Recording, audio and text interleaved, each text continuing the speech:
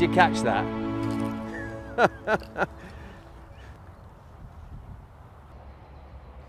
This is all about fly fishing for carp, the way we do it in the UK. The one thing this isn't is purist fly fishing. What we're going to do is we're going to get carp feeding on the surface by throwing in bait. In this case it's going to be dog biscuits, and then we're going to cast, using fly tackle, a fly that looks every bit like a dog biscuit at them, and hopefully we'll catch a fish or two. Important, if you go fly fishing in the UK at a carp fishery, do check out that they don't mind having you there. Carp fisheries often aren't designed to have people using back casts, and sometimes they don't like you using floating bait because it tends to draw fish from one area of the lake and move them into another if the wind starts blowing. So if you want to go fly fishing for carp in the UK, do phone up the fishery you've chosen first and check that you're welcome. The tackle we're going to be using is quite basic. In this case, it's a 9-foot, 7-weight Vision saltwater fly rod and a large arbor reel.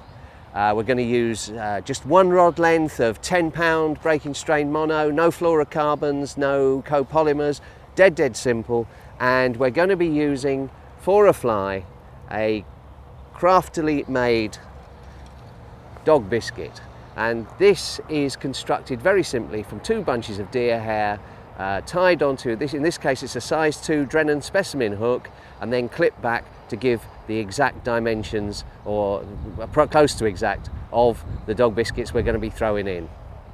And the other thing that we need is a nice big soft meshed landing net, because carp fishermen are very protective about the welfare of their fish, and some of these fish can be quite big. So if you haven't got one, get yourself one of these before you go, because if you have a small net, you ain't going to be welcome, even if they're going to let you fly fish. Right, we're going to be using these very well-known dog biscuits as our ground bait. As you can see, they're about 1/4 of an inch square, pretty much uniform, slightly rough in shape, and we're going to get the fish going by scattering these on the water. We're going to do it in a kind of gradual way, but the first thing that I'm going to expect is going to happen is that waterfowl, ducks, moorhens, are going to start coming in and feeding on this. Now, this can be a real nuisance, but there's a trick, and the trick is this: be generous. If you bring enough feed with you, this stuff is cheap as chips, about 2.5 quid for a bag this size. Feed the ducks, give them as much as they want, because once they've had enough, you'll know, and they'll swim off, and you'll have the carp to yourself. Although this isn't purist fly fishing, the principles of fly fishing do apply when fishing the biscuit. And if you look carefully, you'll notice that these biscuits in this bowl of water are actually sitting in the surface film. They're not sitting right high on it. So in the same way you'd use an emerger if you were fishing for trout, you're using a kind of emerger style fly, and that's why we're using deer hair creations, because they do sit nicely when the ballast of the hook is hanging down in the water. They'll keep that dog biscuit fly sitting nicely in the surface film. Now the moment's come to try and get the fish feeding on the surface, but first of all I'm expecting the ducks to move in, so let's see what happens.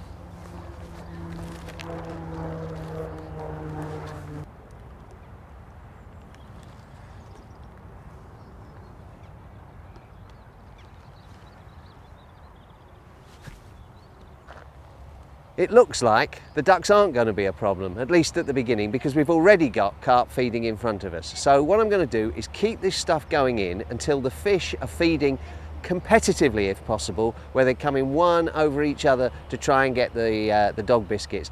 At that point, we'll start considering putting a fly in front of them.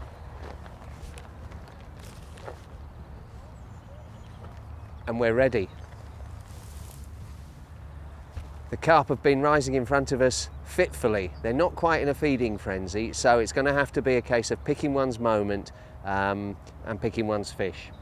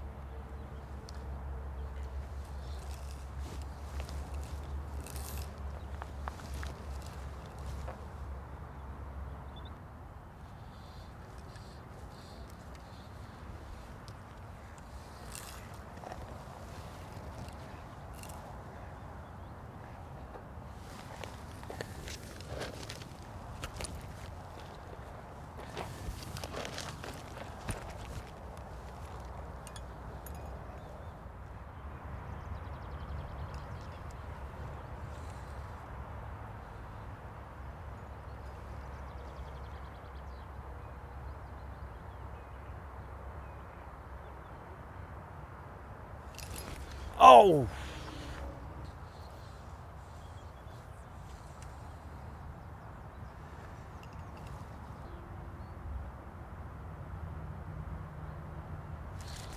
Yes! Come in.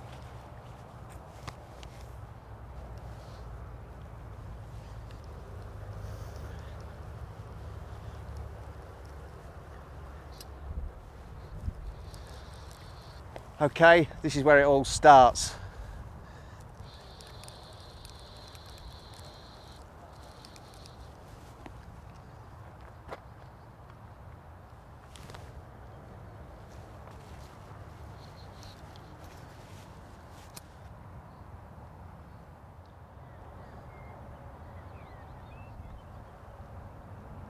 Normally these fish just head off in one long run, but this one's decided to kind of stick around under my feet, and he's now being followed by a shoal of others.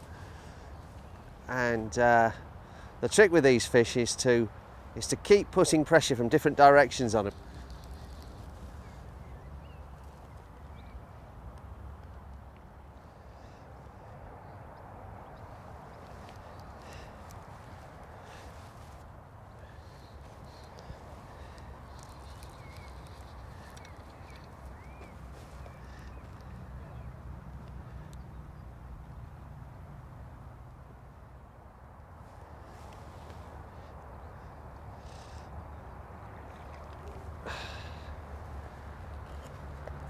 Right, there's always a temptation to try and get these fish in too early, and this is going to be no exception. I think I'm going to start getting the net ready now, but it's really not quite ready. It's just not done much in the way of a long run yet. So a lot of power still left in him.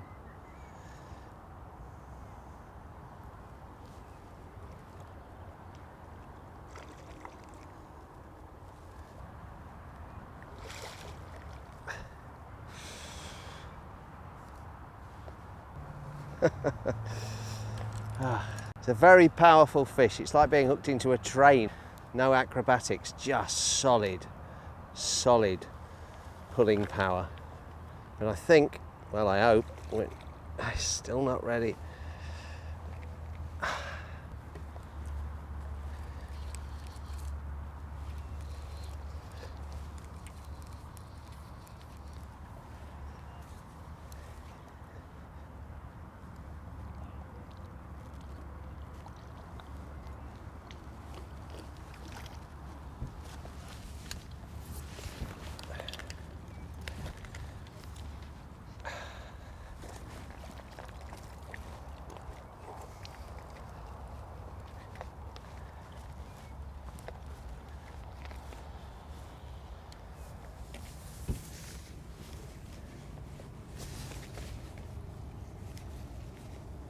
So there we have it.